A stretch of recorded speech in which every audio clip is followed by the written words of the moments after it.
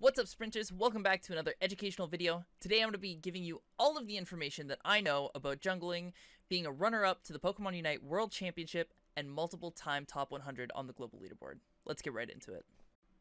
Hey guys, real quick before we get into the video, about 70% of the people that watch my videos are not subscribed, so if you're enjoying the content, make sure to subscribe and turn on the bell so that you can stay up to date for whenever a new video drops. Peace.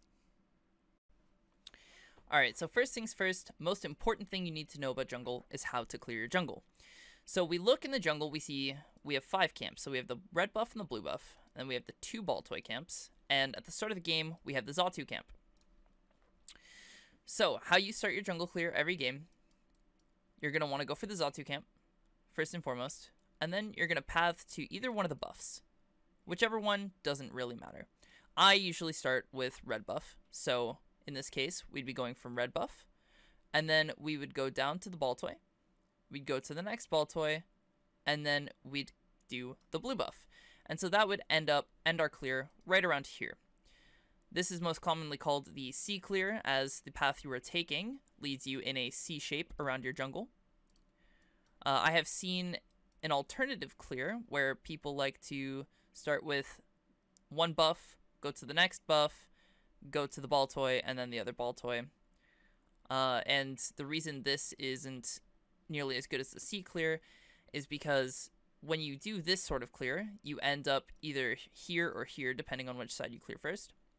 As where, if you do the C clear, you end up right here or right here. The travel distance between these 2 points is roughly 3 seconds, meaning that just by doing the C clear, you're out on the map 3 seconds sooner than you normally would be doing the other clear. Alright, next thing, we need to talk about ganking. So we just talked about how you're going to be on either side of your jungle depending on how you clear, whether you do this C or you do this C.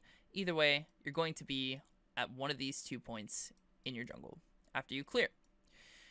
So from this point, you end up just wanting to go to mid because this gives you the most options. Going mid, you might find the enemy jungler somewhere around here, or, you know, you might not. It all really depends. Now, because of the Baltoy changes, they no longer spawn until 8:40. They used to spawn at 9:10, so there isn't really anything to do in here until after the first gank. So the reason we come here is because this gives us options. We can choose to either go bot lane, or we can choose to go top lane. Now, in solo queue, what the indication of this is what mons are in the lane. So, for example, let's take, we have a Delphox and a Ralts up in the top lane, and we have a Snorlax and a Wigglytuff down in the bot lane. Take a few seconds, pause the video, type in the comments what you think would be the correct lane to gank in this situation, and then we'll get back into it. So, what lane you would want to gank in this instance, with a Snorlax and Wiggly down here, and a Delphox and a Ralts up here, you'd want to gank top lane. Reason being, the people down in bot lane are very, very tanky and have a lot of crowd control. Crowd control being, you know, Snorlax's tackle that stuns you for a second. Wigglytuff Sing, for example. So bot lane has a lot of crowd control, so we don't want to go down here. That's a death sentence. However, Ralts and Delphox up in the top lane, not only do they have low health bars, very small health pools, but they don't have any sort of CC. And the only movement ability that they have is Ralts' teleport. And that's not very good movement. So, essentially, this is the lane that you're going to be wanting to go to, based off of the characters present. If you're playing something like a Cinderace, a Zera, a Greninja, any sort of jungler that you'd normally be playing, this should translate into 2 kills very, very easily. Unless, you know, you come across Focus Band, the enemy jungler counter ganks, etc., etc. But this is the kind of stuff you want to be looking out for when you go to gank lanes, is you want to keep in mind what mons are in each lane. Because you do not want to gank mons that are really tanky and have a lot of CC. Because the goal in jungle is to get yourself ahead. So by the time you end up leaving the jungle and you're in mid and you're deciding about what lane you want to gank, it's going to be about 9-10 on the clock, roughly, for most junglers. There are some exceptions to this, but as a general statement, it's going to be 9-10 on the clock. So you'll have about 20 seconds before B spawn to decide which lane you want to gank. Now, most of the time, if you're unsure which lane to gank, you should head top lane. Reason being for that, if you get your top lane ahead, you don't have to rely on as much on your bot lane to rotate up to the objective to win the fight at 7 minutes. So you want to get your top lane ahead, and you want to get yourself ahead. So you want to go top, get top side ahead, so that way when Regieleki spawns, you can come and win the fight and take the objective very easily, regardless if your bot lane rotates or not. That being said, we go up top lane majority of the time. We're going to find 2 kills here more than likely. When we do, we want to be pushing this pad, trying to score our points. If we can't, no big deal. We might find resistance from the enemy jungler coming out of his jungle. You know, whatever, not a big deal. And then we just clear the bees. Once we clear the bees, we go straight back into our jungle for another clear. So now that we've talked about clearing and ganking, we're going to go straight into efficiency and optimizing your jungle clear. So there's specific timers throughout every single game that you need to be aware of in jungle. So those specific timers being 1, your buff timers and your jungle camp timers, right? These respawn exactly 1 minute after you take them. So if you take them, let's say you take your red buff at 9:35, it's going to respawn at 8:35. Meaning this is the time you need to be back in your jungle ready to take your red buff. That being said, that is very, very doable. And let's find out why. So we just talked about how you arrive in mid at around 9:10, you go up for the 850 bees. By the time these bees die and you go back into your jungle, it should be roughly 840 to 835. And so if your red buff is respawning at 835, then it works out perfectly. So that being said, you can use these timers. You can use the bee timers and the respawn timers of the jungle camps to play a huge factor in how you're clearing and how much you can do inside of a game. So because that's a lot of information and it's a little bit confusing, let's go over it from the start. So we start the game, we clear, we go out into mid. We find the lane we want to gank. We go up here for the bees, and then we come back into our jungle. By the time, if we're doing this efficiently, by the time we come back into our jungle, we're about here, our red buff should be respawning. We can apply the same thing later in the game. Once we do this clear and pop out into mid once more, it'll be around 8 minutes.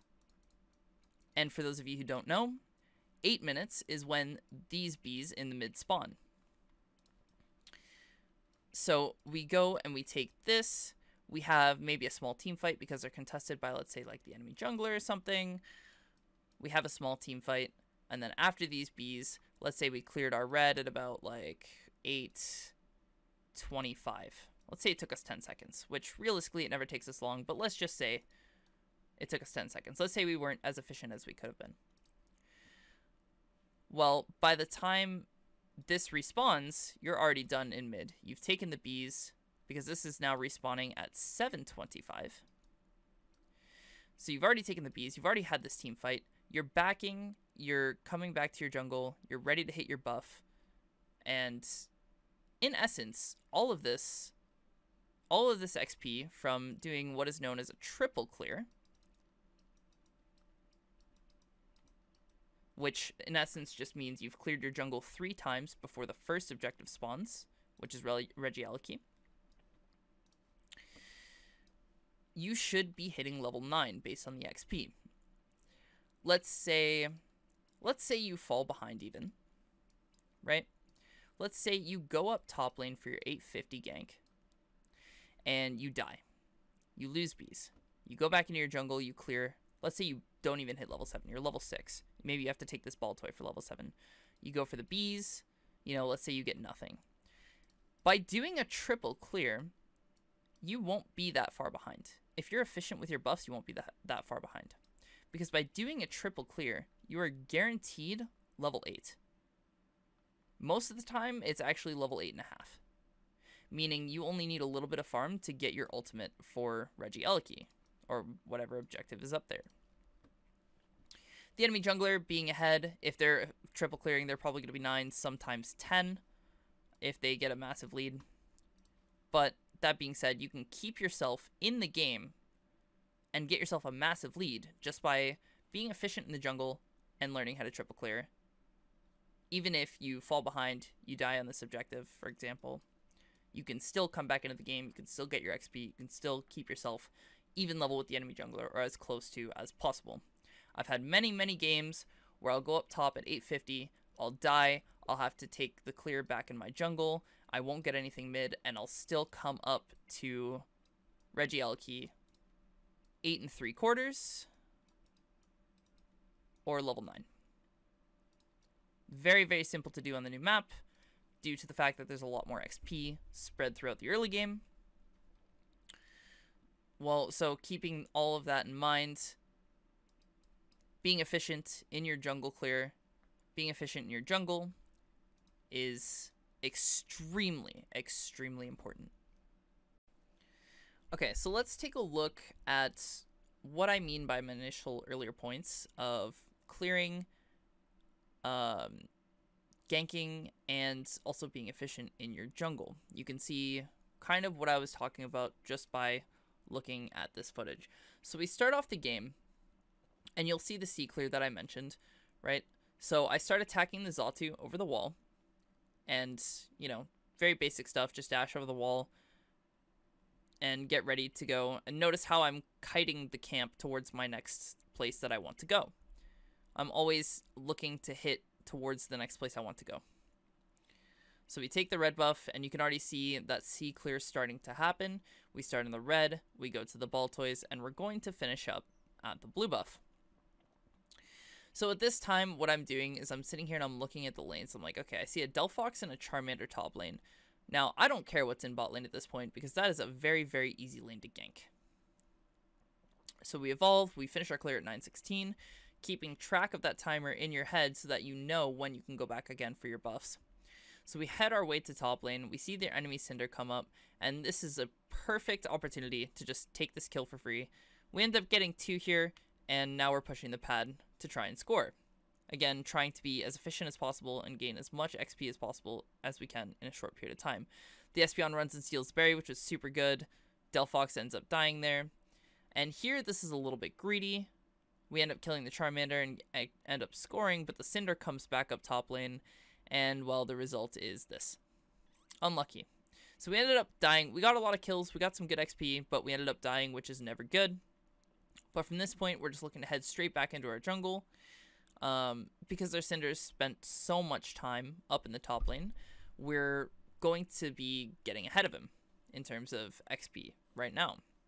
We're clearing our jungle faster, we're putting ourselves on a timer quicker. Our red buff is going to respawn at 7:15 because it dies exactly 1 minute. Respawns exactly 1 minute from the time it dies. And our blue buff spawning at 7:06. So now that we know this, we're heading into mid. We're here for the 8 o'clock bees. And we see this Mime caught out of position, so he just dies for free. Fortunately, my teammates rotated. And now I'm just looking to get as much XP as possible before I have to back and go clear my jungle again. See the Cinder and Espeon trade. And at this point, I'm just kind of looking for anything, right? I'm looking for farm, I'm looking for XP, I'm looking for maybe enemy Pokemon that I can take down, like this Charmander, for example. He goes down very, very quickly. And from this point, I'm like, okay, keeping track of the timers in my head. My red buff's about to spawn soon in about 10 seconds. So I'm heading straight there. Baltoy respawned, so I know that, hey, I didn't forget the time. We're good. And so you can look, as I start my triple clear, I'm already level 8. So you can really see how important it is to be efficient in jungle and clear your buffs on time. We clear the blue at 7:01, and we're headed top lane for the Regieleki, almost level 9.